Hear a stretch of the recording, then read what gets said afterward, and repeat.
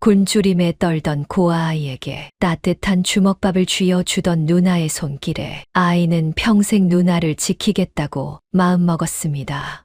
어느 날 마을에 나타난 번듯한 선비를 보고 모두가 최고의 신랑감이라 할 때 그 아이만은 그의 검은 속내를 눈치챘지요. 홀례날 사기꾼을 혼비백산하게 만든 9살 아이의 기발한 이야기 지금 시작하겠습니다.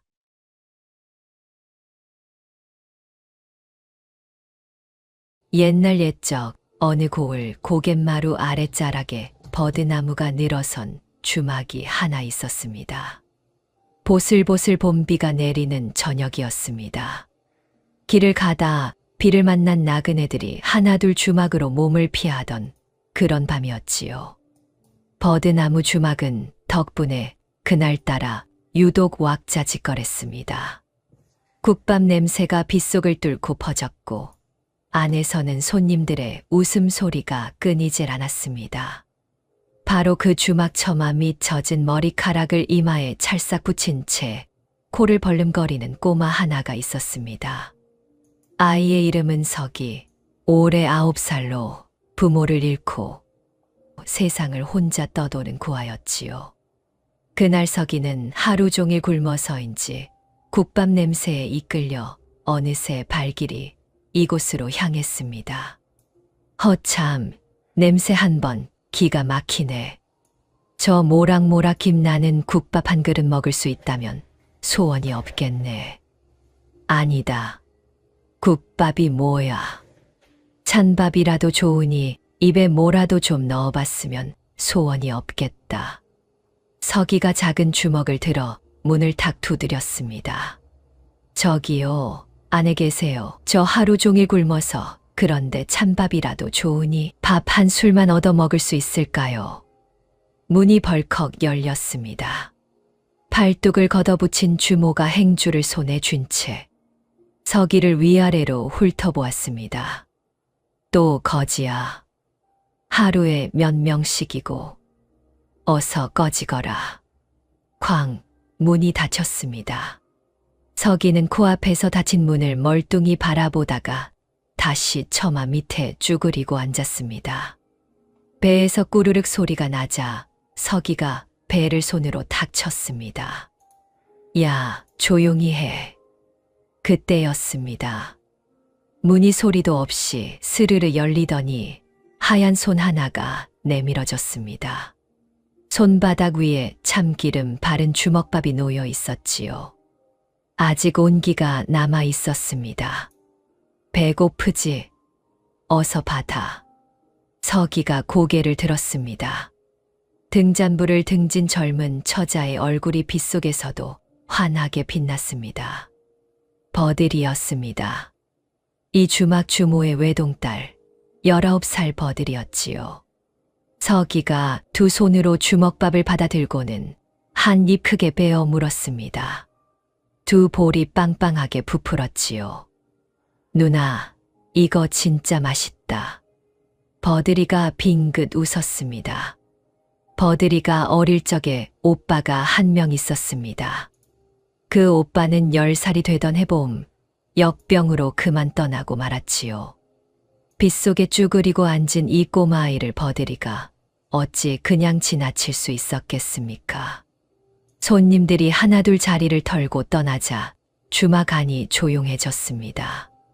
주모가 부엌 정리를 끝내고 행주의 손을 닦으며 밖으로 나왔지요. 비는 여전히 보슬보슬 내리고 있었습니다.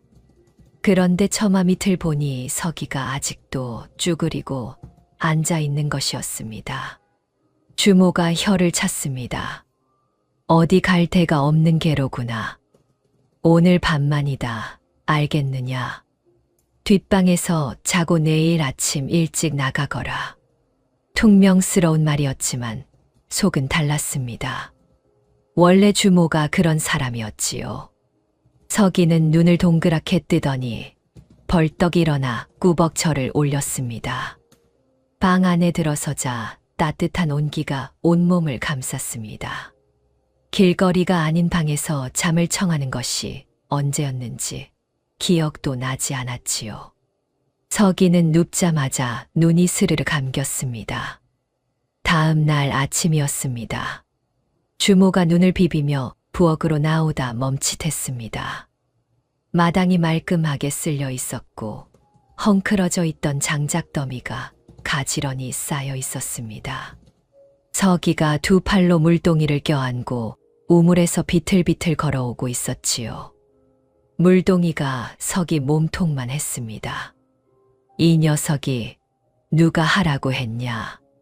주모의 말에 서기가 씩 웃었습니다.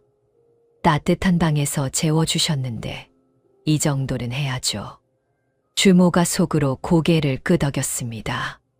다른 거지 아이들과는 다른 녀석이었지요.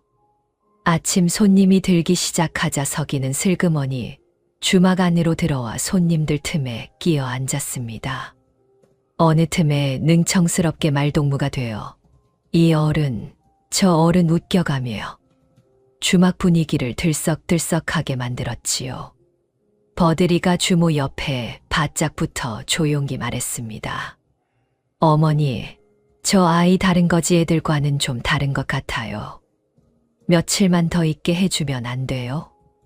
주모는 대답 대신 국자를 들었습니다. 하지만 입꼬리가 슬쩍 올라갔지요. 그날 저녁 버들이가 서기를 불렀습니다. 고이 접어둔 옷 한 벌을 내밀었지요. 지금은 없는 오빠가 어릴 때 입던 건데 괜찮으면 입을래. 서기가 얼른 받아 들고 갈아입고 왔습니다. 그런데 버들이가 서기를 보는 순간 잠깐 굳었습니다. 서기가 버들이의 얼굴을 올려다보았습니다. 아무 말도 묻지 않았지요. 다만 그 한순간에 서기는 알아버렸습니다. 저 옷의 주인이 좋은 모습으로 떠난 것이 아니라는 것을요. 그렇게 서기는 버드나무 주막의 새 식구가 되었습니다. 서기는 버들이 그림자처럼 졸졸 따라다녔습니다. 장을 보러 갈 때면 어느새 옆에 붙어 무거운 바구니를 덥석 받아 들었지요. 버들이가 웃으며 말렸습니다. 괜찮아, 무겁잖아. 안 무거워요. 누나보다 제가 더 힘세요. 버들이가 픽 웃으며 서기의 머리를 쓰다듬었습니다. 이 조그만 것이 어찌나 야무지던지요. 장터에서 돌아오는 길에 서기는 쉬지 않고 제잘거렸습니다. 오늘 장터에서 본 닭이 얼마나 크던지, 엿장수 할아버지가 얼마나 우겼는지, 말이 꼬리를 흔드는 게 얼마나 웃기던지, 버들이는 걸으며 그 이야기를 들었습니다.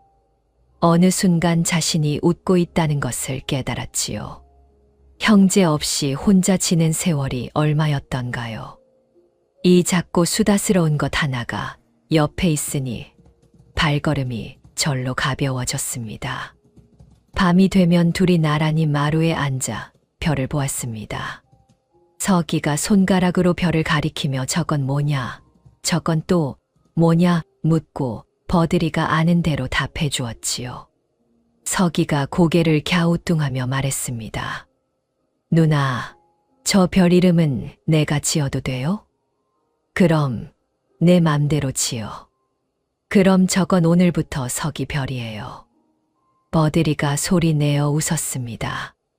오랜만에 듣는 자신의 웃음소리였지요. 그 모습을 부엌 문틈으로 내다보던 주모가 조용히 돌아섰습니다. 저 아이가 오고 나서 버들이 얼굴에 생기가 돌았지요. 주모는 다음 날 아침 밥상을 차리며 아무렇지 않은 듯 말했습니다. 서기야, 잊고 싶은 만큼 잊거라. 서기가 숟가락을 든 채 눈을 동그랗게 떴습니다. 버들이가 국그릇 뒤로 슬며시 웃음을 감추었지요. 서기가 주막 식구가 된 지 며칠이 지난 어느 날이었습니다. 점심 손님이 한창 들끓을 때 구석 자리에 앉은 사내 하나가 국밥 그릇을 탁 내려놓으며 버들이를 불렀습니다. 인상이 구겨질 대로 구겨져 있었지요. 여봐라, 이 국밥이 싱거워서 먹을 수가 없네. 도대체 간을 어떻게 한 게야? 버드나무 주막 국밥은 이 고을에서 소문난 맛이었습니다. 멀리서 일부러 찾아오는 손님도 있을 정도였지요. 버드리가 난처한 표정으로 입을 열려는 찰나 어디선가 서기가 쏙 끼어들었습니다. 조그만 녀석이 사내 맞은편 손님을 향해 두 눈을 반짝이며 물었지요. 어르신, 국밥 맛이 어떠세요? 싱거워서 못 드시겠어요? 허허, 싱겁긴. 맛이야, 이 집 국밥이 동네서 제일이지 않나. 서기가 고개를 끄덕이며 사내를 돌아보았습니다. 손님, 짜게 드시면 몸에 안 좋다는 말씀은 들어보셨지요? 저 어르신도 맛있다 하시고, 저 아저씨도 잘만 드시고 계시고, 저도 매일 먹는데 한 번도 싱겁다 생각한 적이 없거든요. 혹시 오늘 몸이 좀 안 좋으신 거 아닌가요? 몸이 안 좋으면 간이 이상하게 느껴지기도 한다던데요. 홀 안에 있던 손님들이 피식피식 웃음을 터뜨렸습니다. 사내의 얼굴이 귀 밑까지 붉어졌지요. 딱히 반박할 말도 없었습니다. 사내는 국밥을 후다닥 비우고 돈을 탁 던진 뒤 나가버렸습니다. 서기가 어깨를 으쓱하며 주모와 버드리를 향해 눈을 찡긋했습니다. 버드리가 웃으며 서기 머리에 손을 올렸습니다. 요 녀석, 고맙다. 주모는 팔짱을 낀 채 시선을 딴 데 두고 말했습니다. 제법 하는구먼. 칭찬이었습니다. 주모식 칭찬이었지요.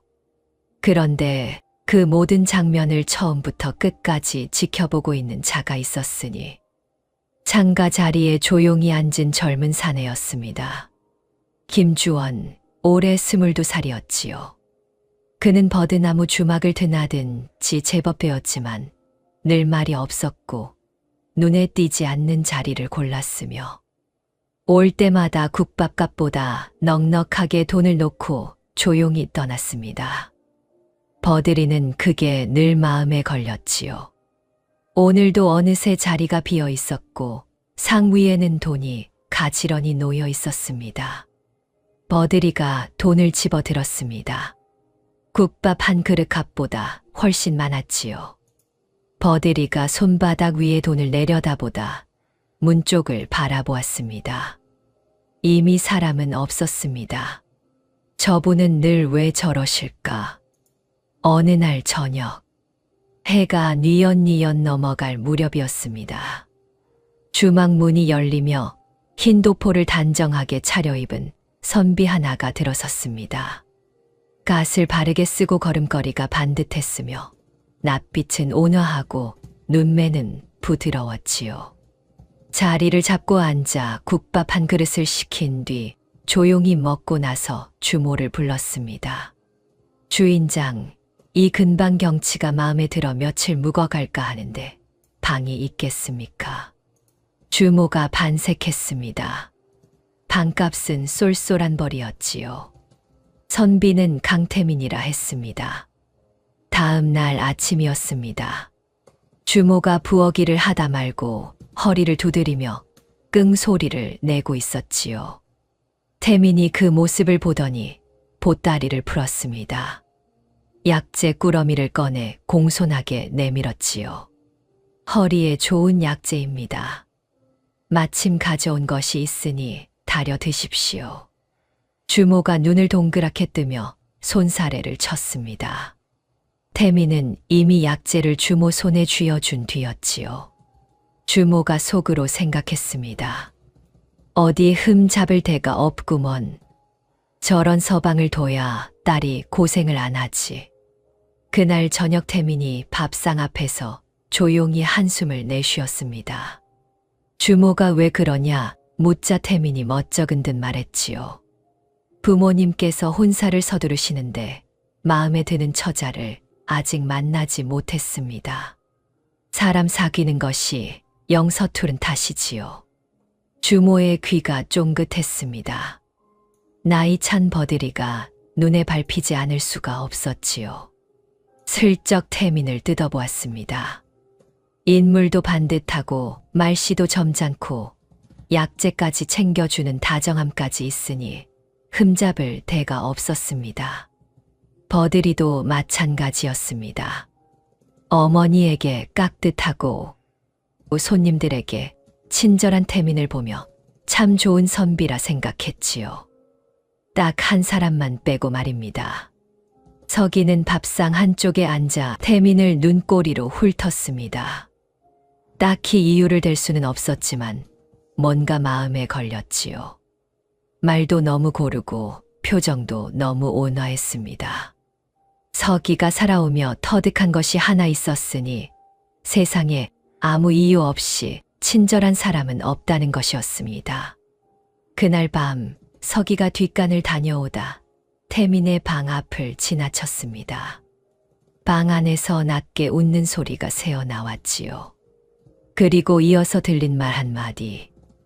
이번엔 실패 없다. 서기가 그 자리에 딱 멈추었습니다. 등줄기를 타고 오싹한 기운이 쭉 흘러내렸지요. 다음 날 오후였습니다. 주막 앞 흙길에서 마을 아이들이 뛰어놀다. 그중 한 아이가 발이 걸려 길바닥에 꽤 세게 나뒹굴었습니다. 무릎에서 피가 비어져 나왔고 아이는 엉엉 울음을 터뜨렸지요. 마침 그 앞을 지나던 태민이 걸음을 멈추었습니다.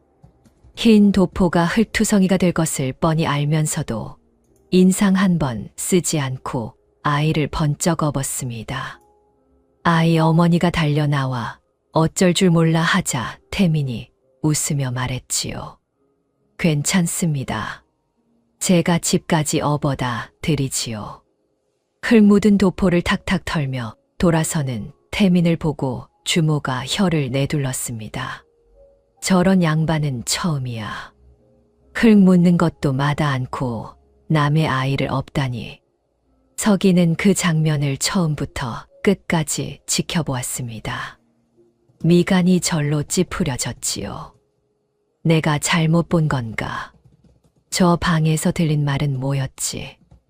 머릿속이 뒤죽박죽이었습니다. 분명히 들었는데, 분명히 이상한데, 저 모습을 보고 있자니 자신이 틀린 것 같기도 했지요. 서기는 입술을 꾹 깨물었습니다. 밤이 깊어 주막이 조용해질 무렵이었습니다. 서기가 물동이를 들고 우물가로 향했지요. 그런데 우물 옆에 태민이 먼저 와 있었습니다.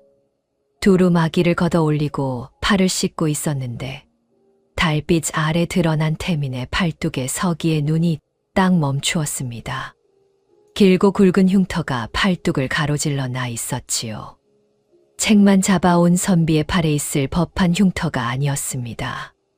서기의 심장이 쿵하고 내려앉았습니다. 저 흉터는 뭐지? 저건 칼에 베인 자국 아닌가? 그 순간 뒤에서 목소리가 들렸습니다. 서기야, 거기서 뭐해? 버들이었습니다. 서기가 화들짝 놀라 몸을 돌리는 바람에 물동이가 옆으로 쏟아졌습니다.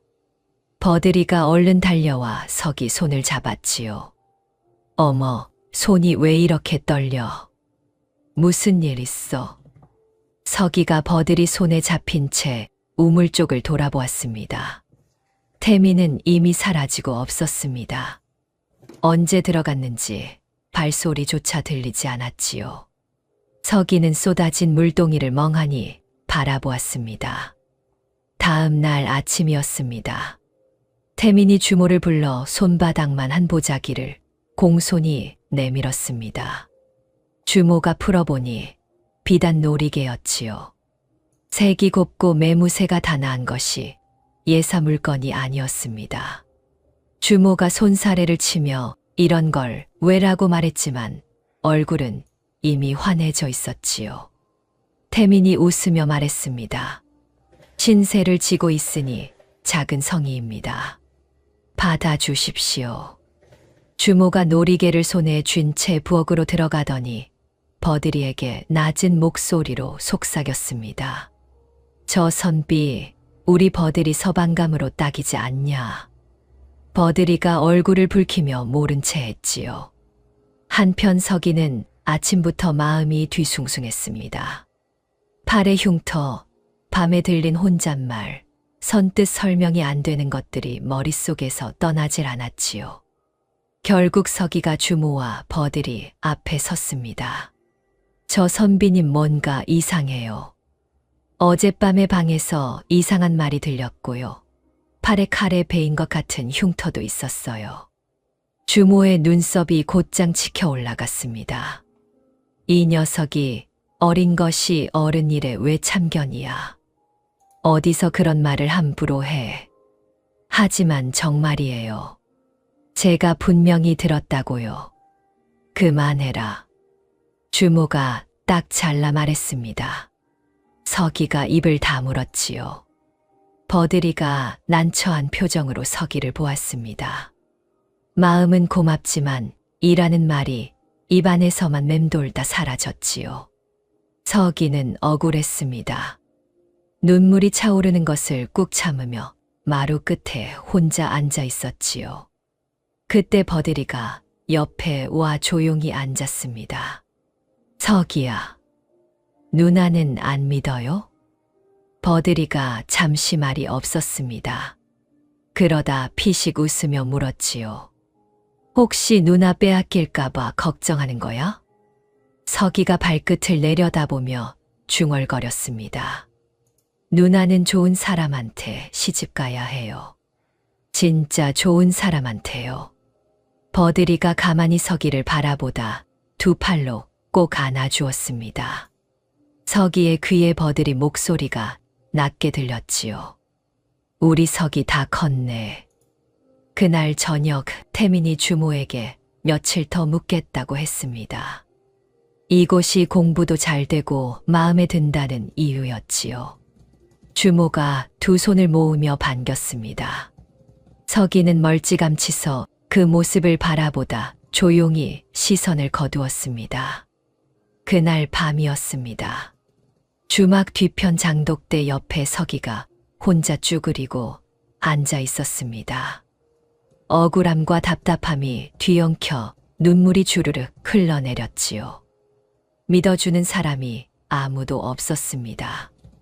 아무리 생각해도 자신이 본 것은 분명했는데 어른들 눈에는 그저 주제넘은 어린 것의 참견으로만 보이는 것이었지요. 왜 아무도 안 믿어? 혼잣말이 어둠 속으로 스며들었습니다. 그때였습니다.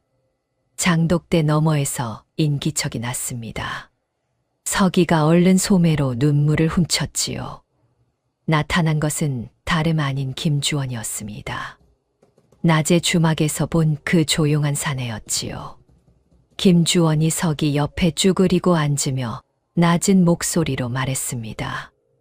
나도 그 선비 수상하다고 생각한다. 서기가 눈을 번쩍 떴습니다. 정말요? 낮에 내가 한 말 다 들었다. 내 말이 맞아. 서기가 주먹을 불끈 쥐었습니다. 세상에 단 한 사람이라도 믿어주는 사람이 있다는 것이 이렇게 힘이 될 줄 몰랐지요. 김주원이 말을 이었습니다.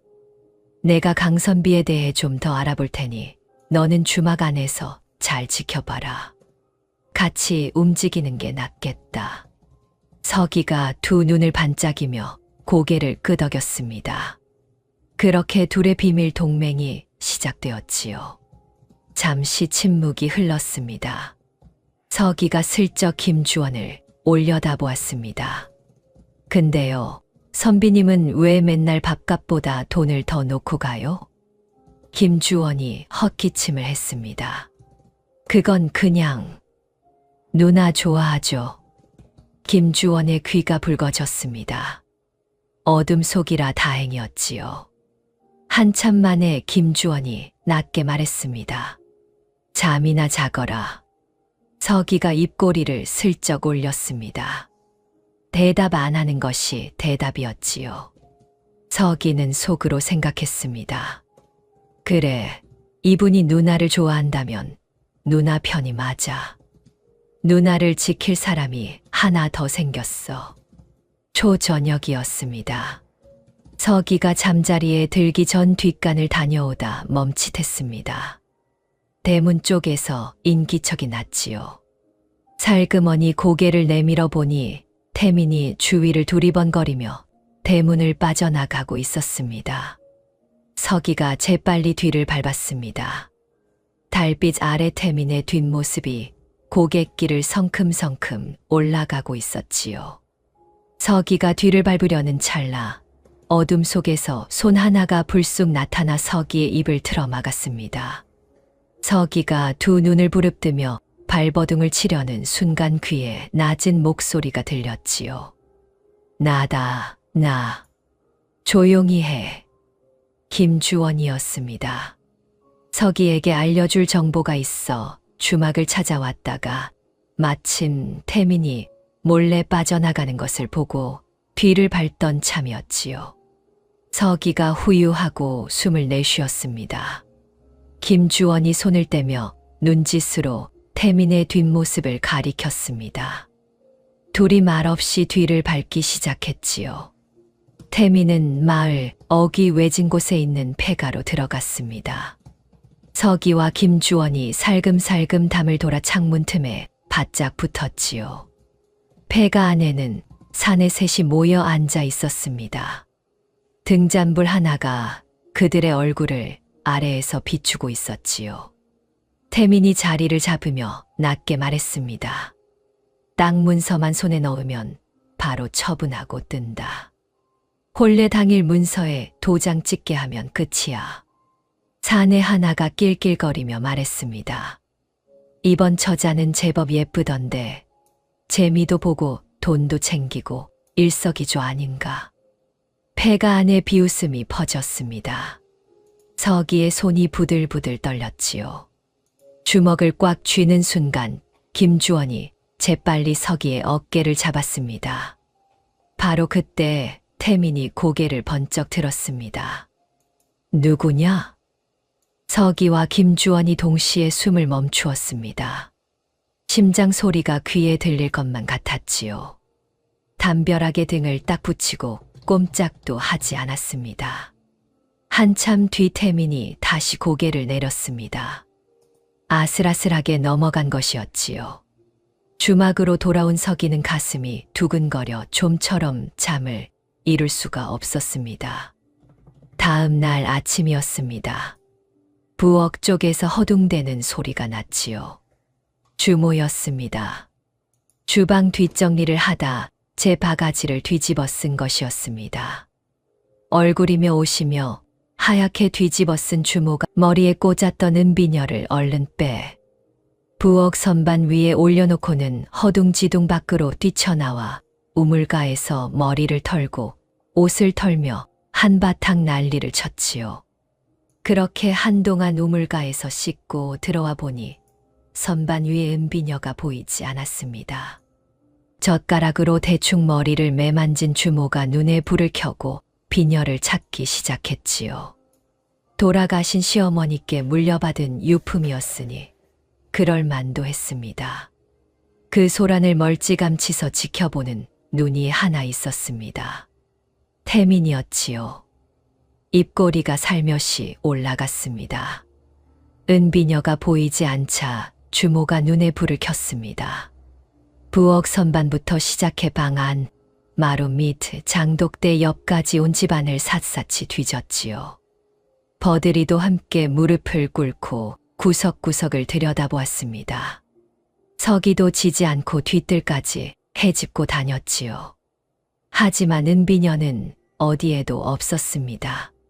주모의 얼굴이 점점 굳어갔습니다. 그때 태민이 조심스럽게 다가와 말했습니다. 혹시 서기가 장난으로 가져간 건 아닐까요? 어린아이라 예쁜 물건이 신기해서 탐이 날 수도 있지요. 버들이가 얼른 나섰습니다. 어머니, 서기는 그럴 아이가 아니에요. 닥쳐라. 주모가 서기의 방으로 성큼성큼 걸어갔습니다. 서기가 뒤따라가며 외쳤지요. 저 아니에요. 진짜예요. 주모가 서기의 보찜을 들어 바닥에 탁 쏟았습니다. 옷가지며 작은 나무 조각이며 서기의 살림살이가 흩어졌지요. 그 사이에서 은비녀가 대굴대굴 굴러 나왔습니다. 방 안이 싸늘하게 굳었습니다. 주모의 얼굴이 새하얘졌지요. 버들이가 손으로 입을 막았습니다. 서기야, 저 안 했어요. 누군가 넣은 거예요. 저 진짜 안 했다고요. 서기가 목이 터져라 소리쳤습니다. 눈물이 볼을 타고 주르륵 흘러내렸지요. 태민이 문가에 서서 안타깝다는 표정을 지었습니다. 그 표정이 어찌나 그럴싸하던지요. 주모가 분노로 온몸을 떨며 말했습니다. 믿었다. 내 진심으로 믿었는데 내 이놈이 감히 내 물건에 손을 댔느냐. 당장 나가거라. 2번 다시 이 문턱 넘지 마라. 버들이가 서기 앞을 가로막으며 애원했습니다. 소용없었습니다. 주모의 손이 버들이를 옆으로 밀어냈지요.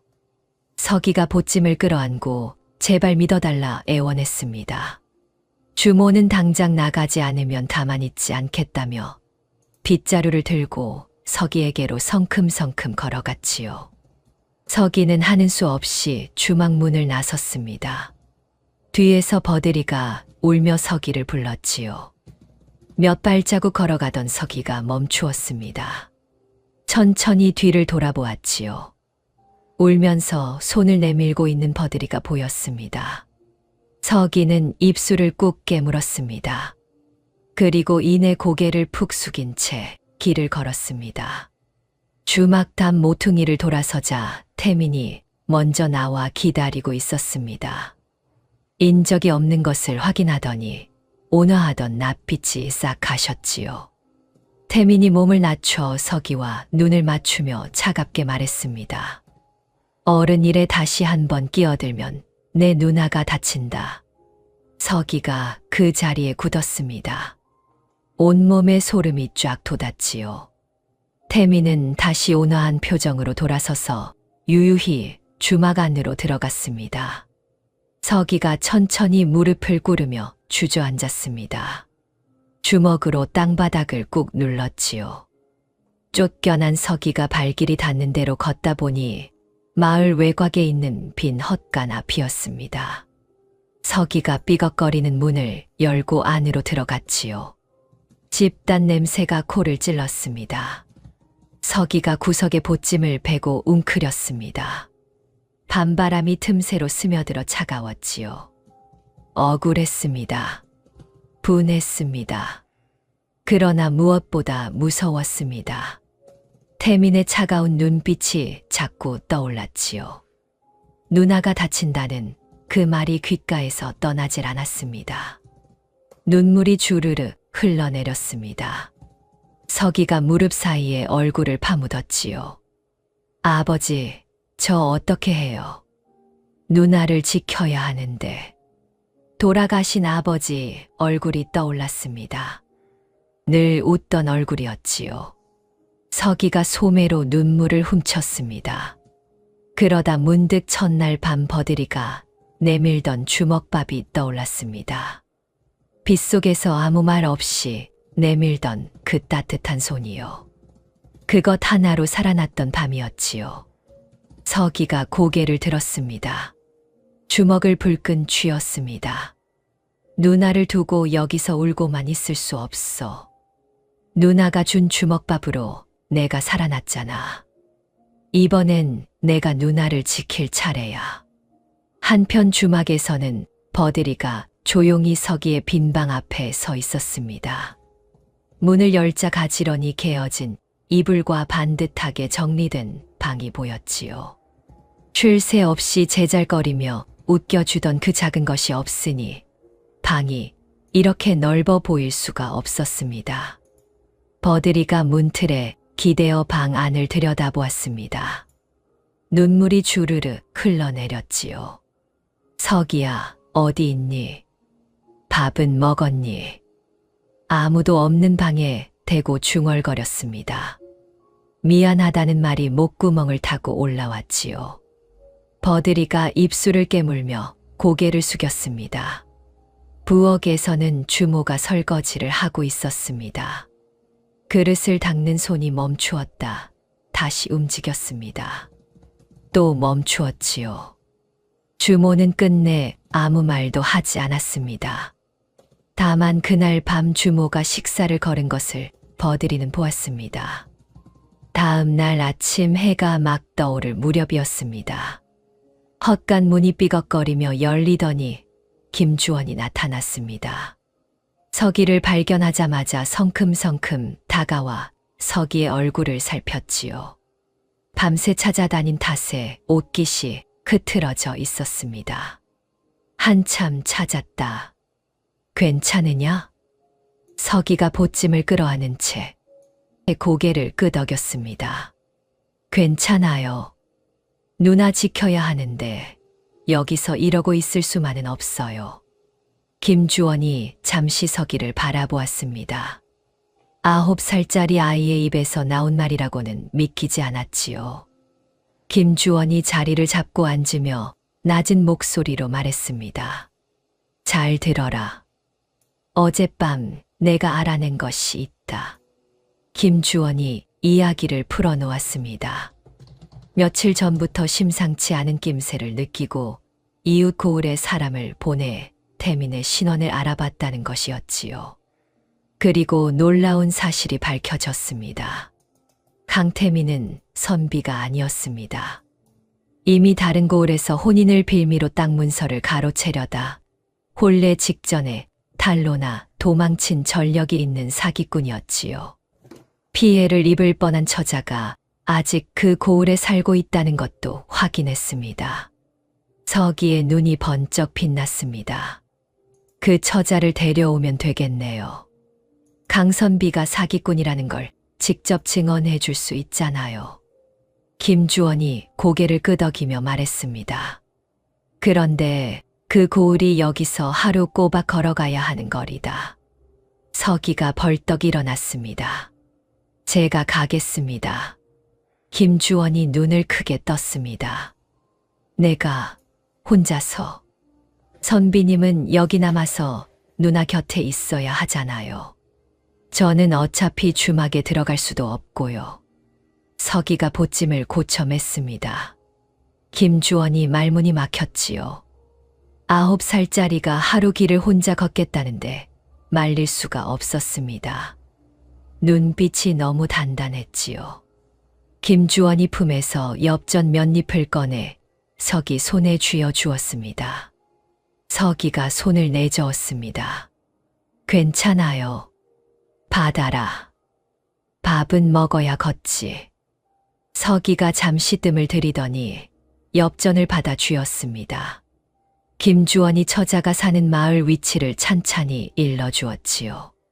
서기가 고개를 끄덕이며 외웠습니다. 그리고 길을 나서며 한마디 했습니다. 엽전 선비님, 누나 잘 지켜요. 김주원이 대답 대신 고개를 끄덕였습니다. 터벅터벅 걸어가는 작은 뒷모습을 바라보며 주먹을 꽉 쥐었지요. 서기는 김주원이 일러준 대로 고갯길을 넘고 냇물을 건너고 소나무 숲을 지났습니다. 처자가 사는 마을까지는 어른걸음으로도 하루가 꼬박 걸리는 길이었습니다. 처음 2시간은 씩씩했습니다. 서기가 콧노래를 흥얼거리며 성큼성큼 걸었지요. 그러나 해가 중천에 오를 무렵부터 발바닥이 뜨끈뜨끈 달아오르기 시작했습니다. 얼마 지나지 않아 발 뒤꿈치에 물집이 잡혔지요. 배도 꺼졌습니다. 김주원에게 받은 엽전으로 길가 주막에서 국밥 한 그릇을 시켰습니다. 김이 모락모락 피어오르는 국밥이 상위에 놓이는 순간 서기의 손이 멈추었지요. 주모 아줌마가 끓여주던 국밥이 생각났습니다. 버들이 누나 얼굴이 떠올랐지요. 눈물이 핑 돌았습니다. 서기가 얼른 소매로 눈을 훔치며 중얼거렸습니다. 누나 조금만 기다려요. 해가 뉘엿뉘엿 넘어갈 무렵 마침내 마을이 보였습니다. 서기가 마을 어귀에서 지나가는 안악을 붙잡고 물었지요. 김주원이 일러준 이름을 대며 처자의 집을 수소문했습니다. 안악이 손가락으로 가리킨 방향을 향해 서기가 종종 걸음으로 달렸습니다. 나지막한 초가집 앞에서 서기가 숨을 고르고 문을 두드렸습니다. 잠시 후 문이 열리며 20살 남짓한 처자가 고개를 내밀었지요. 누구냐? 저기 혹시 강태민이라는 선비 아십니까? 처자의 얼굴이 순식간에 굳었습니다.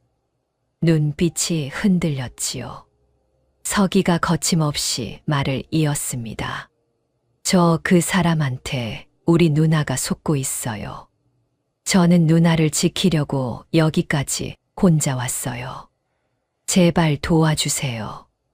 처자가 서기를 한참 내려다보았습니다.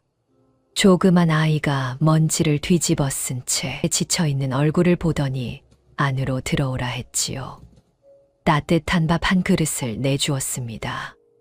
서기가 두 볼을 빵빵하게 부풀리며 밥을 먹는 동안 처자는 아무 말 없이 앉아 있었습니다.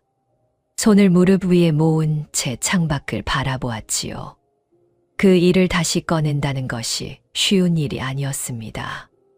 떠올리기도 싫은 기억이었지요. 한참 만에 처자가 입을 열었습니다. 오늘은 자고 내일 아침 일찍 출발하자. 그 몸으로 당장 길을 나서면 쓰러진다. 서기가 고개를 끄덕였습니다. 사실 다리가 후들거려 한 발짝도 더 걷기 힘든 참이었지요. 다음 날 새벽 닭이 울기도 전에 둘이 길을 나섰습니다. 한참을 걷다 서기가 처자를 올려다보며 말했습니다. 저 지금 영웅 같지 않아요? 처자가 피식 웃음을 터뜨렸습니다. 하루 종일 굳어있던 얼굴이 처음으로 풀어지는 순간이었지요. 그래, 영웅이다. 우리 영웅 발은 안 아프냐? 서기가 으쓱하며 대답했습니다. 하나도요. 그러면서 슬쩍 발을 절었습니다. 처자가 소리 내어 웃었지요. 둘이 나란히 고갯길을 넘으며 버드나무 주막을 향해 걸었습니다. 서기와 처자가 마을 어귀 느티나무 아래 당도하자 김주원이 먼저 나와 기다리고 있었습니다. 그 옆에 주모와 버들이도 서 있었지요.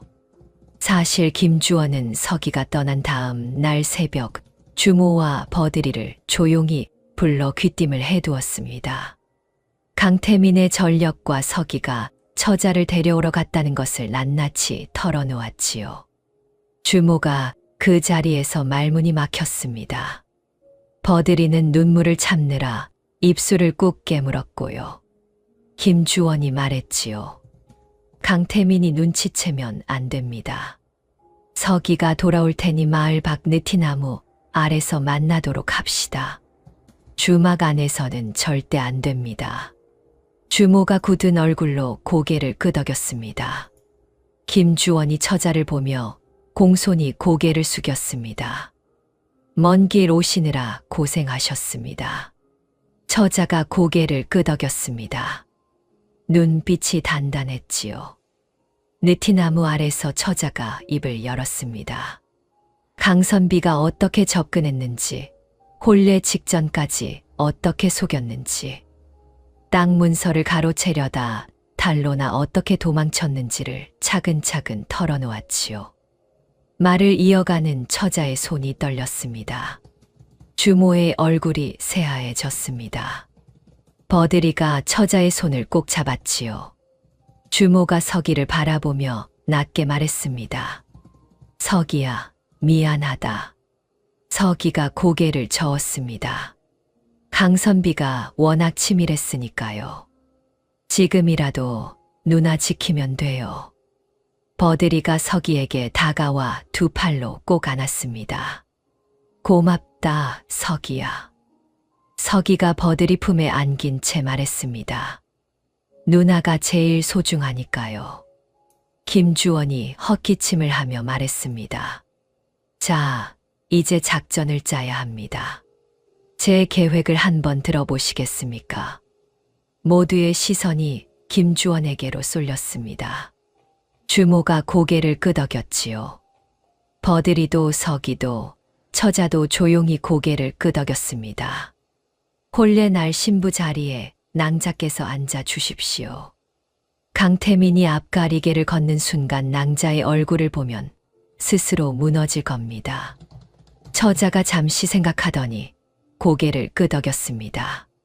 그리하겠습니다. 그자가 제 얼굴을 보는 순간 어떤 표정을 지을지 제가 직접 확인하고 싶습니다. 작전이 정해지자 주모가 마을 사람들을 한 명 한 명 찾아다녔습니다. 그동안 주막에 신세 진 사람들이었지요. 사실을 털어놓자 마을 사람들의 얼굴이 굳었습니다. 한 사내가 무릎을 탁 쳤지요. 그러고 보니 어쩐지 수상하다 싶었어. 말은 번지르르한데 눈빛이 영 마음에 걸렸거든. 다른 사내가 주먹을 불끈 쥐며 말했습니다. 우리 고을 처자한테 그런 흑심을 품고 접근했단 말이야? 그냥 둘 수 없지. 목소리가 점점 높아졌습니다. 서기를 도둑으로 몰아 내쫓은 것도 저놈의 짓이었다는 말에 분노가 더욱 들끓었지요. 하나둘 나서며 말했습니다. 주모님 걱정 마십시오. 우리가 돕겠습니다. 서기가 그 모습을 바라보며 가슴이 뜨거워졌습니다. 세상에 나쁜 사람만 있는 것이 아니었지요. 주막으로 돌아온 주모와 버들이는 아무 일도 없었던 것처럼 태민을 대했습니다. 다음 날 아침 주모가 태민을 불러 앉혔지요. 선비님, 사실 버들이 아비 없이 제가 딸 하나 키우며 살다 보니 혼사를 어찌 치러야 할지 몰랐습니다. 선비님이 혼처를 찾고 계신다 하시니 우리 버들이는 어떻겠습니까? 태민이 잠시 놀란 척하더니 이내 공손히 고개를 숙였습니다. 과분한 말씀입니다. 제가 오히려 감사하지요. 속으로는 쾌재를 불렀습니다. 제 발로 덧속으로 걸어 들어온 것이었지요. 주막은 금세 혼례 준비로 들썩였습니다. 마을 안악들이 드나들며 음식을 장만하고 마당에 차이를 치고 꽃으로 장식을 했지요. 태민은 그 모든 것을 흡족한 눈으로 지켜보았습니다. 혼자 방으로 들어가서는 창밖을 바라보며 낮게 중얼거렸지요. 며칠만 참으면 된다. 한편 버들이는 태민 앞에서 겉으로는 웃었습니다. 하지만 속은 바늘방석이었지요. 태민이 다가와 말을 걸 때마다 온몸이 굳었습니다. 어느 날 저녁 태민이 버들이 곁에 바짝 앉으며 낮은 목소리로 말했지요. 혼례가 머지않았으니 기대되지 않소. 버들이가 억지로 입꼬리를 올렸습니다. 그러하지요. 그 순간 태민의 눈빛이 한순간 차갑게 가라앉았다가 다시 부드러워졌습니다. 버들이의 등골이 서늘해졌지요. 저 눈빛 분명히 보았습니다. 서기가 처음부터 저 눈빛을 알아본 것이었지요. 버들이는 그날 밤 혼자 방에 앉아 손을 내려다보았습니다.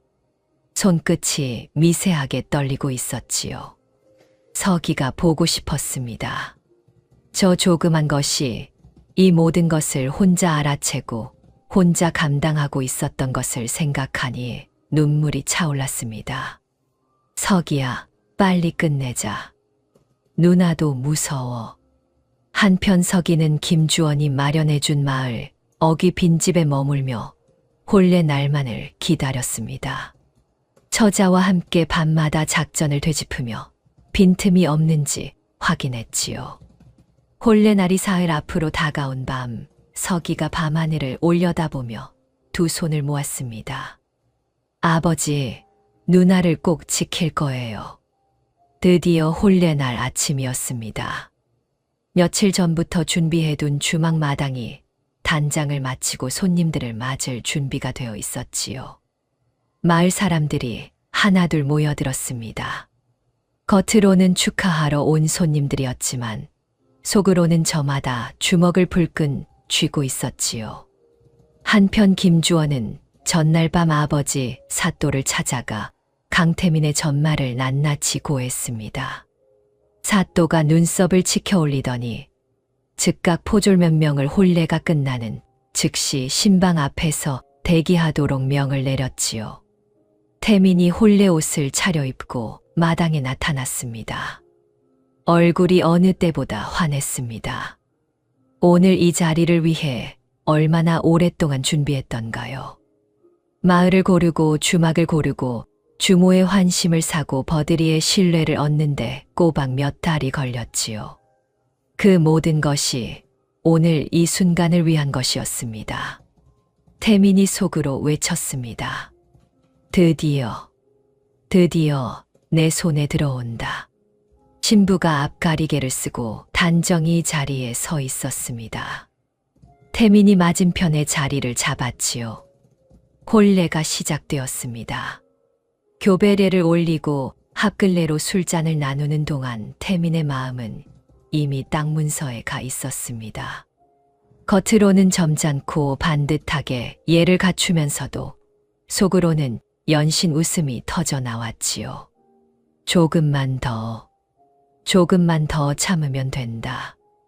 마을 사람들이 숨을 죽이고 지켜보는 가운데 담 모퉁이 뒤에 몸을 바짝 붙인 서기도 까치발을 들고 마당을 내다보았습니다. 심장이 귀에 들릴 것 같았지요. 김주원이 서기 옆에 서서 팔짱을 낀 채 눈도 깜빡이지 않고 태민을 바라보았습니다. 혼례가 끝나자 태민이 흡족한 표정으로 주모에게 고개를 숙였습니다. 주모가 억지 미소를 지었지요. 신부가 자리에서 일어나 사뿐사뿐 신방 안으로 들어갔습니다. 태민이 그 뒷모습을 바라보며 낮게 중얼거렸습니다. 이제 문서만 남았다. 신방 문 앞에 선 태민이 잠시 멈추었습니다. 문고리를 잡은 손에 천천히 힘이 들어갔지요. 입꼬리가 스르르 올라갔습니다. 오랫동안 준비한 계획이 드디어 완성되는 순간이었습니다. 마당에 모인 사람들의 시선이 일제히 그 문으로 쏠렸고 서기는 숨을 꼭 참은 채 눈을 크게 떴지요. 김주원의 손이 절로 주먹을 쥐었습니다. 태민이 문을 열고 신방 안으로 들어갔습니다. 신방 문이 닫혔습니다. 마당에 모인 사람들이 숨을 죽였지요. 서기는 심장이 목구멍까지 올라오는 것 같았습니다. 방 안에서 태민이 천천히 신부에게 다가갔습니다. 단정히 앉은 신부의 어깨가 미세하게 떨리고 있었지요. 태민이 입꼬리를 올리며 손을 뻗었습니다. 앞가리개를 천천히 걷어 올렸지요. 그 순간 태민의 손이 허공에 굳었습니다. 낯익은 얼굴이었습니다. 버들이가 아니었지요. 태민의 얼굴에서 핏기가 가셨습니다. 다리가 후들거렸지요. 처자가 굳은 표정으로 태민을 똑바로 올려다보며 말했습니다. 오랜만이요. 태민의 입이 덜덜 떨렸습니다. 네, 내가 왜 여기에? 놀랐소. 당신이 저지른 짓의 끝을 보러 왔소. 태민이 뒤로 물러서다 벽에 등을 부딪혔습니다. 눈이 좌우로 흔들렸지요. 정신을 차리고 문 쪽으로 달려갔습니다. 문고리를 잡아채며 문을 벌컥 열었지요. 그 순간이었습니다. 마당 가득 사람들이 태민을 기다리고 있었습니다. 포졸들이 양옆에 늘어서 있었고 주모와 버들이가 나란히 서 있었습니다. 김주원이 팔짱을 낀 채 태민을 바라보고 있었지요. 그리고 그 앞에 서기가 서 있었습니다. 조그만 서기가 태민을 올려다보며 말했습니다. 우리 누나는 못 건드린다고 내가 말했잖아요. 태민의 얼굴이 순식간에 일그러졌습니다. 분노로 이를 갈며 서기를 향해 달려들려는 순간 포졸 둘이 태민의 양팔을 덥석 낚아챘습니다. 태민이 발버둥을 치며 소리쳤지요. 이거 놔라. 당장 놓지 못하겠느냐. 이건 억울한 누명이다. 저 아이가 꾸민 짓이다. 마을 사람들 사이에서 비웃음이 터져 나왔습니다. 주모가 팔짱을 끼며 말했지요. 억울하면 관아에 가서 말하게. 포졸들이 태민을 끌고 나섰습니다. 태민이 질질 끌려가면서도 악을 썼지요. 그 모습이 어찌나 볼품없던지 마을 사람들이 고개를 절레절레 흔들었습니다. 마당에 남은 사람들 사이에 잠시 침묵이 흘렀습니다. 그러다 누군가 박수를 치기 시작했지요. 하나가 둘이 되고 둘이 열이 되었습니다. 마당이 왁자지껄해졌지요. 버들이가 서기에게 달려와 두 팔로 꼭 끌어안았습니다. 서기의 귀에 버들이의 떨리는 목소리가 들렸지요. 고마워, 서기야. 정말 고마워. 서기가 버들이 품에 안긴 채 눈을 질끈 감았습니다. 눈물이 차올랐지만 꾹 참았지요. 영웅은 울면 안 된다고 생각했습니다. 그러나 결국 한 방울이 볼을 타고 흘러내리고 말았습니다. 관아 마당에 태민이 포박된 채 무릎을 꿇고 앉아 있었습니다. 사또가 높은 자리에서 내려다보았지요. 사또 옆에는 김주원이 반듯하게 서 있었습니다.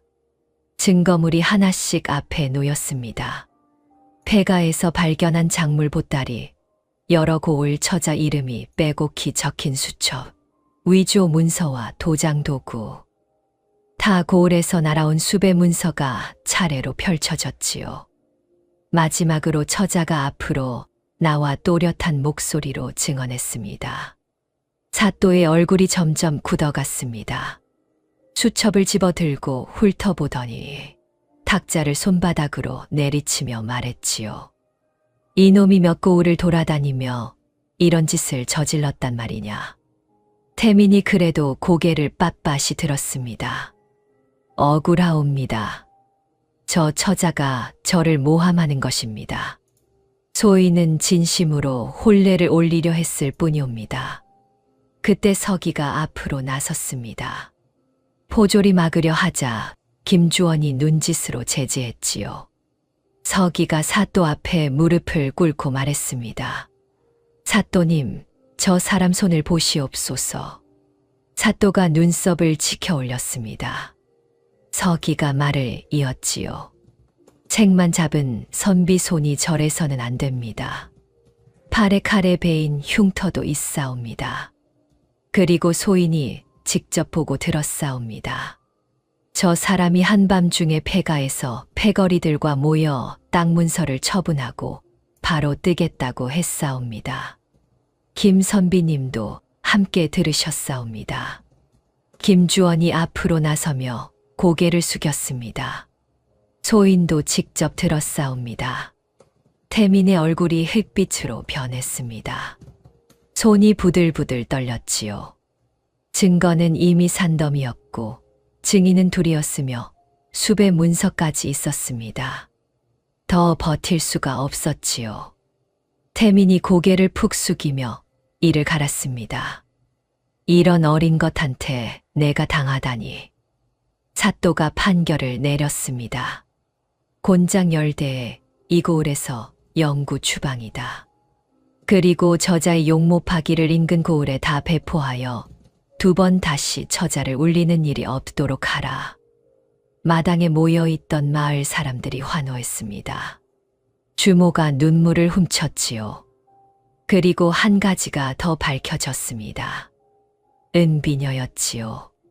주모가 부엌에서 재를 뒤집어 쓰고 우물가로 뛰쳐나간 그 짧은 틈을 태민이 놓치지 않았던 것이었지요. 서기를 주막에서 내쫓기 위해 치밀하게 꾸민 짓이었습니다. 주모가 한동안 아무 말도 하지 못했습니다. 그러다 서기를 바라보며 낮게 말했지요. 이 비녀보다 내가 더 귀하다, 서가. 서기가 코를 훌쩍이며 고개를 끄덕였습니다. 관아에서 돌아오는 길이었습니다. 마을 사람들은 저마다 흩어지고 주모와 버들이, 서기, 김주원 넷이 나란히 걸었지요. 저녁 햇살이 길게 늘어지며 고갯길을 물들이고 있었습니다. 주막에 들어서자 주모가 서기를 불러 앉혔습니다. 밥상을 차려 서기 앞에 놓더니 퉁명스러운 목소리로 말했지요. 먹어라. 며칠 제대로 못 먹었을 것 아니냐. 그러고는 돌아서서 부엌으로 들어가 버렸습니다. 그런데 부엌 문 너머로 코 훌쩍이는 소리가 들렸지요. 서기가 밥숟가락을 들다 멈추었습니다. 버들이와 눈이 마주쳤습니다.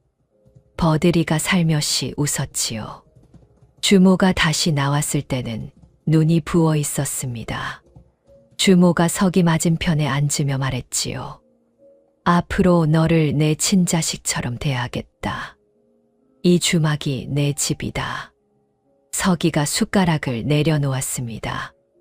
눈물이 차오르는 것을 꾹 참으며 물었지요. 저 여기 계속 있어도 돼요? 모지 쓸 이유가 어딨냐? 서기가 환호성을 지르며 주모에게 덥석 안겼습니다. 버들이가 그런 서기의 어깨를 토닥이며 말했습니다. 너는 내 친동생이야. 오늘부터 영원히. 한참 뒤 김주원이 헛기침을 하며 자리에서 일어났습니다. 그런데 돌아서려다 멈추었지요. 김주원이 버들이를 향해 걸어왔습니다. 그리고 처음으로 반듯하게 허리를 숙이며 말했습니다. 버들 낭자, 드릴 말씀이 있습니다. 버들이가 고개를 갸우뚱했습니다. 주모도 멈추었지요. 저는 이 고을 사또의 아들 김주원입니다. 방 안이 조용해졌습니다. 버들이의 눈이 커졌지요. 김주원이 말을 이었습니다. 그동안 신분을 숨기고 드나들어 죄송했습니다. 하지만 낭자에 대한 마음만은 한치도 거짓이 없었습니다. 김주원이 잠시 숨을 고르더니 다시 입을 열었지요. 제가 10살 때까지 이 고을에 살았습니다. 그때 낭자의 오라버니와 친구였지요. 오라버니가 세상을 떠난 뒤에도 이 주막이 마음에 걸려 멀리서 지켜보았습니다. 아버지를 따라 고을을 떠난 뒤 10년이 흘러 다시 돌아왔을 때 아름답게 자란 낭자를 보고 마음에 품었지요. 버들이의 눈가가 붉어졌습니다. 오라버니 이야기가 나오자 입술이 떨렸지요. 김주원이 고개를 들며 말했습니다. 밥값보다 많은 돈을 놓고 간 것도 낭자를 돕고 싶어서였습니다. 신분이 뭐가 중요하겠습니까? 소인은 낭자의 마음씨를 사랑합니다. 버들이가 고개를 숙이며 말이 없었습니다.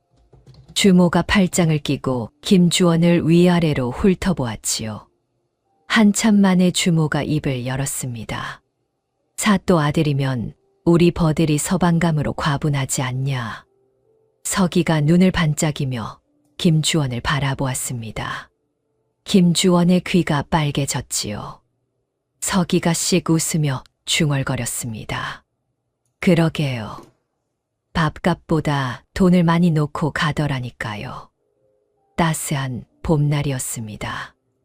버드나무 주막 마당에 버들꽃이 흩날리고 있었지요. 마을 사람들이 하나둘 모여들었습니다. 저번과는 달랐습니다. 이번에는 진짜 혼례였지요. 버들이와 김주원의 혼례였습니다. 주모가 혼례 준비를 하며 어느 때보다 바지런히 움직였습니다. 입으로는 투덜거렸지요. 아이고, 이 늙은 것이 사돈을 사또 댁에 두게 생겼으니 이를 어쩐담. 하지만 얼굴은 환했습니다. 주름 사이로 웃음이 넘쳤지요. 마을 사람들 사이에 낯익은 얼굴이 하나 있었습니다. 이웃 고을에서 먼 길을 달려온 처자였지요. 버들이가 처자를 발견하고 두 손을 꼭 잡았습니다. 먼 길 와주셔서 고맙습니다. 낭자가 없었다면 오늘 이 혼례도 없었지요. 처자가 빙긋 웃었습니다. 이 꼬마 덕분입니다. 저도 덕분에 묵은 한을 풀었지요. 처자가 서기의 머리를 쓰다듬었습니다. 서기가 으쓱하며 웃었지요. 버들이가 곱게 차려입고 마당에 나섰습니다.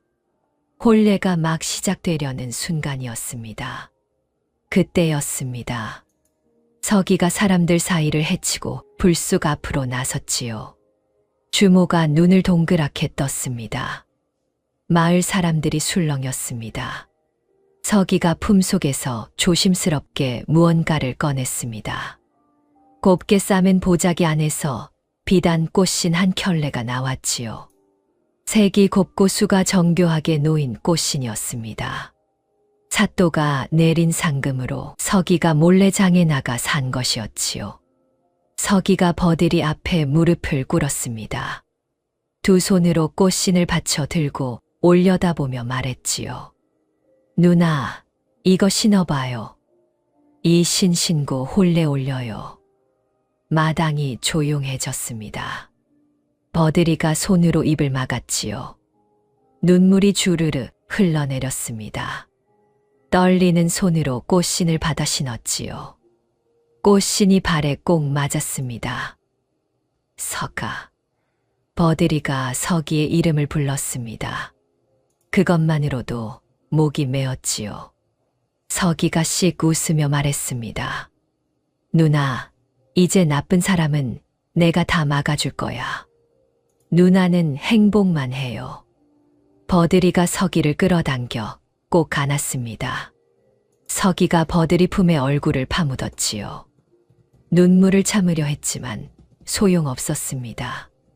영웅도 이런 날은 울어도 된다고 생각했지요. 마당에 모인 사람들이 훌쩍이기 시작했습니다. 주모가 행주로 눈가를 꾹 눌렀지요. 김주원이 그 모습을 바라보며 눈가를 훔쳤습니다. 버들꽃이 세 사람 위로 하늘하늘 내려앉았지요. 버들이가 꽃신을 신은 채로 혼례를 올렸습니다. 김주원이 버들이를 바라보는 눈빛이 어찌나 따뜻하던지 옆에서 보던 마을 안악들이 저마다 눈시울을 붉혔지요. 혼례가 끝난 뒤 서기가 혼자 마당 한켠에 서서 하늘을 올려다보았습니다. 구름 한 점 없이 맑은 하늘이었지요. 서기가 속으로 말했습니다. 아버지, 저 새로운 가족이 생겼어요. 누나도 생기고 매형도 생기고 어머니도 생겼어요. 아버지가 보내준 거죠. 바람이 살며시 불어와 서기의 볼을 간지럽히며 흩날렸습니다. 이번 이야기는 여기까지입니다. 세상에는 나쁜 사람도 있습니다. 그러나 진심으로 서로를 아끼는 마음이 있다면 어떤 어려움도 이겨낼 수 있는 법입니다. 그리고 때로는 어린아이의 순수한 눈이 어른보다 진실을 더 잘 보는 법이지요. 지금까지 시청해주셔서 감사합니다. 제 영상을 들으시는 모든 분들 건강하시고 행복하세요. 감사합니다.